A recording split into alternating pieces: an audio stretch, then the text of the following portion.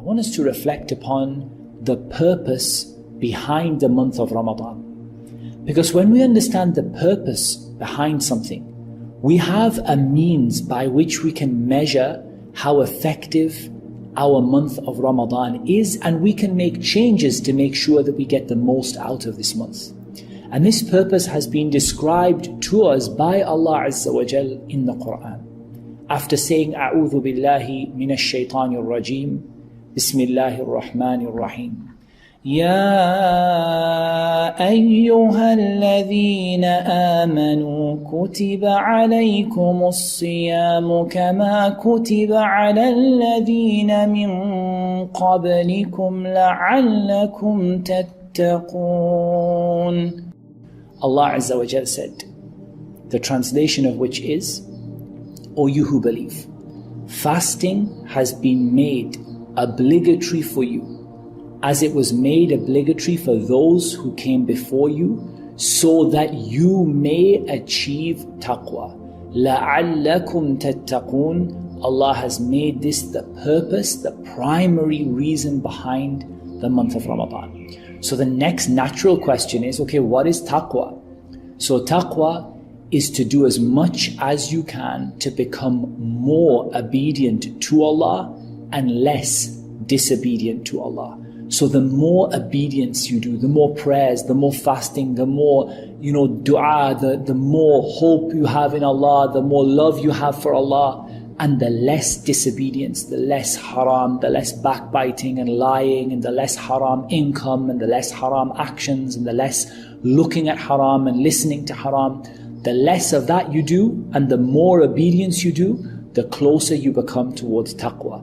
So Allah Azza wa Jal told us, لَعَلَّكُمْ تَتَّقُونَ. This month has been established for us and prescribed for us so that we can become more obedient to Allah and less disobedient towards Allah. And so we have to ask ourselves throughout the month, here's day 1 of Ramadan, day 2 of Ramadan, day 3 of Ramadan. Am I becoming more obedient to Allah and less disobedient to Allah? And if that is the case, then we need more of the same. If you find that there's some disobedience creeping in after Maghrib, we need to take that out, because Ramadan is a training program to become more obedient to Allah and less disobedient to Allah. And so we need to use this as our objective. We need to walk through this month and go through this month with this idea in mind that we are trying to become trained to be more obedient and less disobedient. And we need to have the intention that this obedience and this avoiding the haram is something that will last us beyond Ramadan, insha'Allah ta'ala, because there's no point in us becoming obedient and then leaving that on the day of Eid.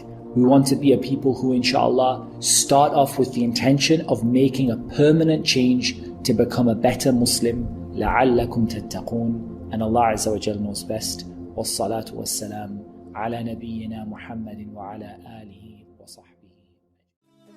أهلا بك شهر حبيب فيك الأحبة تلتقي نرجو الهداية والرضوان بمزيد من ذكر وقيام هل الهلال بنوره بشرى لكل المسلمين بلغنا ربي رمضان شهر السماحة والغفران يا رمضان يا رمضان صيامك درب للريان يا رمضان لياليك فاحت بالقرآن يا رمضان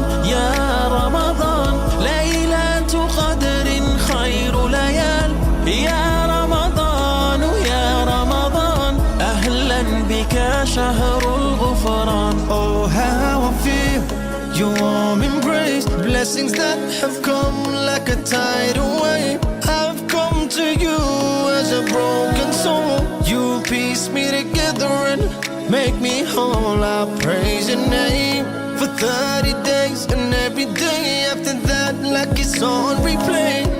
My whole life is in your hands. Wipe away my sins with every single fast.